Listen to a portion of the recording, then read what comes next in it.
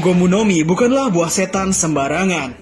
Pada One Piece chapter 1017, kita diberikan kejutan yang sangat luar biasa dari Oda Sensei, bahwa Gomu Gomu no Mi ternyata adalah buah setan yang pada 12 tahun yang lalu merupakan buah setan yang sampai harus dikawal oleh organisasi rahasia pemerintah dunia, yaitu CP9. Dengan adanya fakta ini, membuktikan bahwa di mata pemerintah dunia, buah setan Gomu Gomu no Mi ini bukanlah buah setan yang biasa-biasa saja, tapi merupakan suatu buah setan yang memiliki kemungkinan mengancam keberadaan pemerintah dunia. Kaitan Arc Wano Kuni dan Arc Enies Lobby. Jika kita perhatikan, Arc Wano Kuni khususnya melihat dari chapter 1017 ini, ternyata memiliki kesamaan atau kaitan dengan Arc Enies Lobby. Pada Arc Wano Kuni, kita mendapatkan fakta bahwa Wushu adalah anggota CP9 yang dulunya mengawal pengiriman buah setan Gomu Gomu no Mi. Dan jika kita melihat Arc Enies Lobby, di sana kita mendapatkan kejadian di mana CP9 Rob Lucci juga mengawal pengantaran Robin dan Franky dengan menggunakan kereta laut. Jadi di sini ada suatu kesamaan, yaitu maupun CP9 Wushu atau Rob Lucci sama-sama sedang mengawal suatu pengantaran. Namun yang berbeda, Wushu hanya mengawal satu benda, yaitu Gomu Gomu no Mi.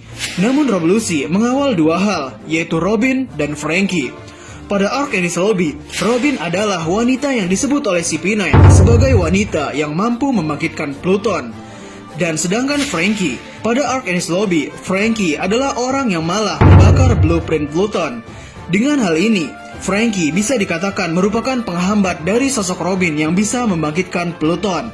Jika pada Arc Enies Lobby ada Franky dan Robin yang berada pada posisi saling berlawanan, seharusnya pada benda yang dikawal oleh Wushu, yaitu Gomu Gomu no Mi pula, memiliki suatu hal yang merupakan lawannya.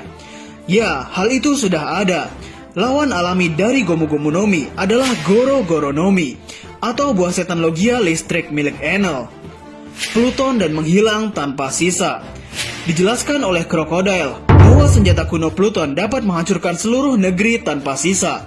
Dari statement Crocodile ini, kita bisa tahu bahwa efek luar biasa yang diberikan senjata kuno Pluton pada suatu pulau atau negeri, efek itu adalah hancur atau hilang tanpa sisa. Dan dari selama One Piece berjalan, sebenarnya Oda Sensei telah beberapa kali menggunakan kata-kata menghilang tanpa sisa ini. Dan juga sangat berkemungkinan pula bahwa beberapa tempat yang akan kami sebutkan ini adalah tempat yang mungkin telah terjadi serangan oleh senjata kuno Pluton pada tempat tersebut. Yang pertama adalah kejadian pada 100 tahun kekosongan, yaitu pada negeri yang diceritakan oleh Profesor Clover, yaitu tentang kerajaan kuno yang dulu pernah ada. Profesor Clover mengatakan tentang kerajaan kuno pada chapter 395, bahwa kami berhasil mengetahui keberadaan sebuah negara yang walau kini sudah tidak ada. Ya, kerajaan kuno bisa dikatakan menghilang tanpa sisa, yang mana kerajaan kuno ini kemungkinan besar menghilang pada abad 100 tahun kekosongan. Dan pada saat itu sangat memungkinkan dipergunakan Pluton untuk pembasmiannya. Tempat yang kedua adalah kejadian pada 38 tahun yang lalu, yaitu pada kejadian di Pulau God Valley. Kejadian yang melibatkan banyak bajak laut besar seperti Rox di Sebek, Kaido, Big Mom, Goldie Roger, dan dari angkatan laut yaitu Garp. Pada One Piece chapter 957, Sengoku menjelaskan bahwa setelah kejadian di God Valley, pulau tersebut menghilang tanpa jejak.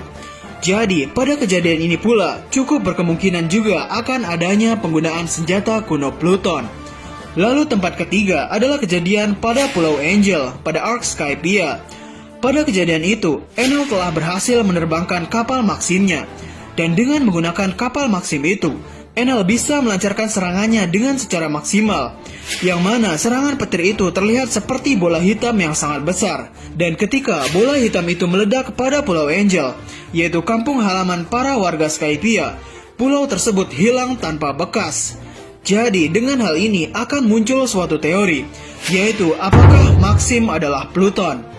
Ya, jika dilihat dari fungsinya, yaitu dengan kapal Maxim, Enel bisa menghilangkan tanpa bekas suatu pulau. Dan Pluton memiliki kemampuan yang sama, yaitu mampu membuat suatu negeri menghilang tanpa jejak. Dan jika nama Pluton merupakan dari nama salah satu dewa, pada kapal Maxim juga tertulis dengan huruf Jepang yang bisa dibaca dengan kami, yang berarti God atau dewa. Garis besar cerita One Piece. Jika kita melihat semua petunjuk yang ada dalam seluruh manga One Piece, di sana kita akan mendapatkan beberapa poin-poin besar untuk pergerakan cerita One Piece ini.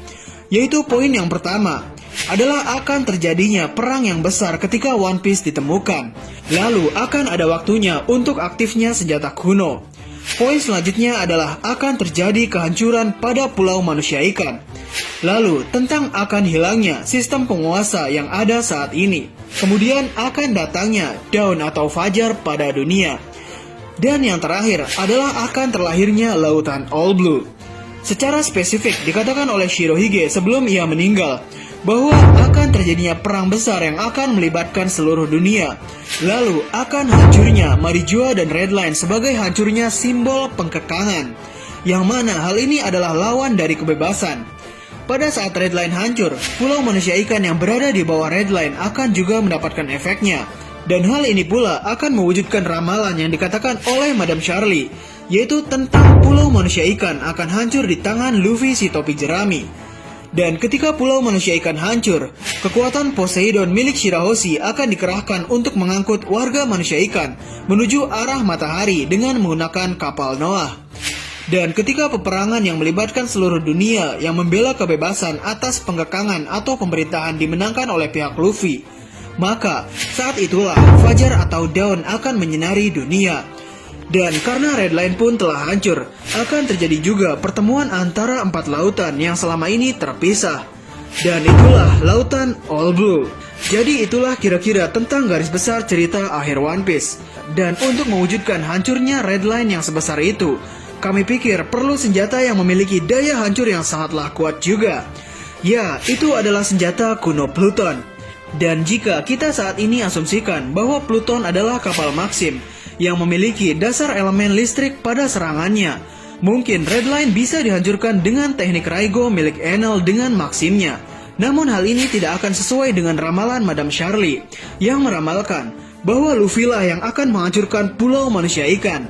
Ya, petunjuk selanjutnya dari Oda Sensei ada pada movie One Piece Strong World, yang mana naskah cerita dari movie ini ditulis langsung oleh Oda Sensei sendiri.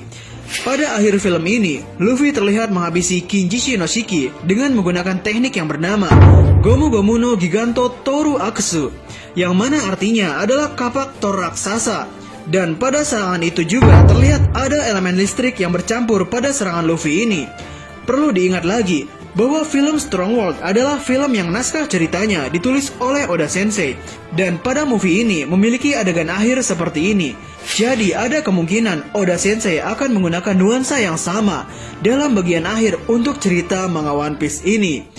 Dan kesimpulan yang kami ambil dari serangkaian data dasar di atas, yaitu untuk menghancurkan Redline, tidak hanya serangan dari senjata kuno Pluton yang digunakan, tapi di sana akan terjadi combo dari senjata kuno Pluton yang berelemen petir dengan serangan Gomu Gomu no Mi milik Monkey D. Luffy yang memiliki sifat kebal atau tahan pada elemen petir Pluton. Dan dengan serangan itulah Redline akan hancur. Dan hal ini akan terhubung dengan ramalan Madame Charlie tentang topi jerami yang akan menghancurkan Pulau Manusia Ikan.